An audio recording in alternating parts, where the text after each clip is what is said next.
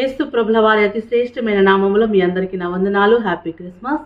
యేసు ప్రభుల వారు ఈ లోకానికి మానవుడిగా దిగి రావడానికి యొక్క ముఖ్య ఉద్దేశం ఏమిటి? ప్రభుల వారు ఇలాగ సెలవిస్తున్నారు, ఒక వ్యక్తి తనకిష్టము వచ్చినట్లుగా ఈ లోకములో జీవించి తన ఇష్టానుసారంగా తనకిష్టము వచ్చినట్లుగా చాలా సుఖాన్ని అనుభవించినటువంటి వ్యక్తి ఒక దినాన మరణించి ఈ లోకాన్ని విడిచిపెట్టాడు. అయితే మరణించినటువంటి ఆ వ్యక్తి నిత్య నరక అగ్నికి వెళ్ళాడు.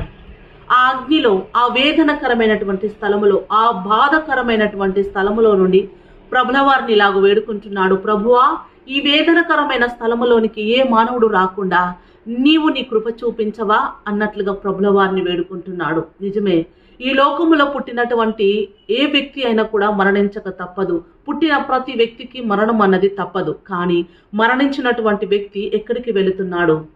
పరలోకానికా లేకపోతే నరకానికా?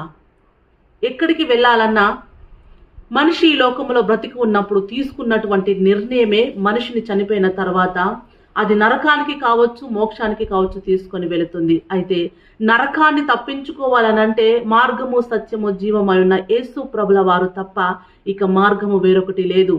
దేవుడు యోహాను సువార్త 3:16 సెలవిస్తున్నాడు, లోకమును ఎంతో ప్రేమించును అని. నిజమే, దేవుడు లోకాన్ని ప్రేమించాడు. ఆ లోకములో నీవున్నావు, నేనున్నాను.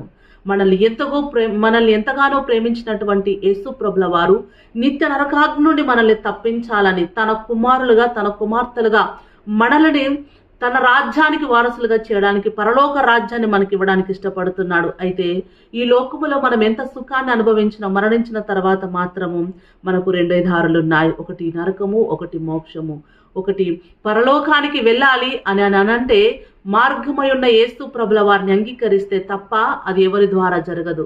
నరకానికి వెళ్ళాలని అనంటే దేవుడు లేడు అని మన ఇష్టానుసారంగా మనము బ్రతికితే నరకానికి వెళ్ళవలసి వస్తుంది. కాబట్టి ఈ రెండు దారులు మన చేతిలో ఉన్నాయి. కానీ ప్రభుల వారు అంటున్నారు, నేను నిన్ను ప్రేమిస్తున్నానని. ప్రేమించినటువంటి ఆ వ్యక్తి నన్ను పరలోక రాజ్యానికి తీసుకెళ్లాలని, ఆ నరకాన్ని తప్పించడానికి యేసు ప్రభుల వారు పరలోకాన్ని విడిచి భూలోకానికి దిగివచ్చాడు. ఇదే క్రిస్మస్.